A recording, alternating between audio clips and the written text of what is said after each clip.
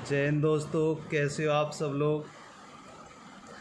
आज हम चर्चा करते हैं एक औरत पर। औरत होना आसान नहीं है।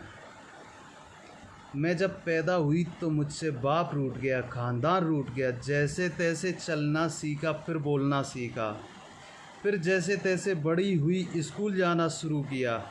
मेरी शिक्षा पर भी उंगली उठनी शुरू हुई।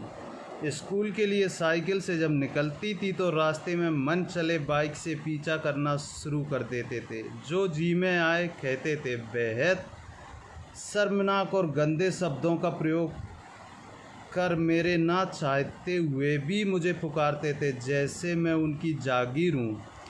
क्लास में टीचर की गंदी निगाहें, ओछी हरकतें सहनी पड़ती थी। फिर स्कूल का समय ख़त्म हुआ तो कॉलेज का दौर शुरू हुआ।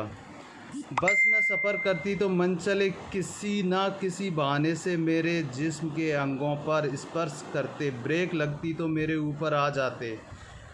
मैं अकेली सहमी हुई सी बेबस लड़की कुछ ना कर पाती थी। कॉलेज का माहौल स्कूल से भी अधिक गंदा और बदचलन था। फिर शाम को जब कोचिंग से निकलती तो मेरे बाप की उम्र के लोग मुझे खा जाने वाली नज़र से देखते। मुझे इस समाज से डर लगने लगा था, जहाँ पर स्त्री को देवी कहा जाता है। दिल में हमेशा एक ख्वाब बना रहता था कि न जाने कब मेरे साथ कहाँ क्या हो जाए। मैं घबराती हुई चुपचाप निकल जाती थी। जब शादी के वक्त आया तो माँ बाप ने बोझ समझकर जैसे तैसे घरों में रिश्ता के विदा दिया।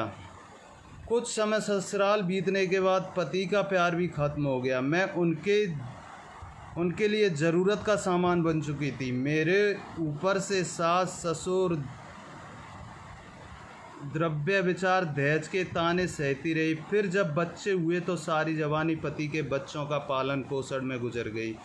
और जब जीवन का आखिरी मोड़ आया तो मेरी आंखों में रोशनी ही ना रही। तो सोचा कि अब अपने बच्चों के साए में रहकर जीवन काट लूँगी। लेकिन ऐसा ना हुआ। वो भी मुझे वृद्ध आश्रम छोड़ आए और अब मुझे अपने घर और बच्चों की याद आती है तो कांपती हुई हाथ उनकी खुशी और सलामती के लिए उठती और दुआ देती है। बस रोकर अपना दर्द भुला देती हूँ। बस सोचती हूँ कि मैं एक बेटी थी, एक पत्नी थी, एक बहू थी और एक माँ भी थी। लेकिन मुझे इस जीवन के किसी मोड़ पर किसी का सम्मान ना मिल सका। इस जीवन और समाज से इतना ही सीखा है मैंने, इतना आसान नहीं होता साहब एक औरत होना।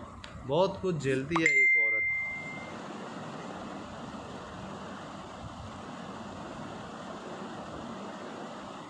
कैसे हो आप सब लोग।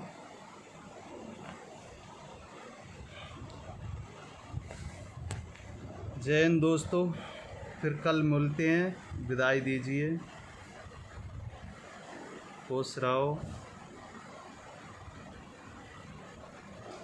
अभी ये दौर, जिस दौर से आप गुजर रहे हो, थोड़ा और सह लीजिए, सब ठीक होगा। चलते हैं।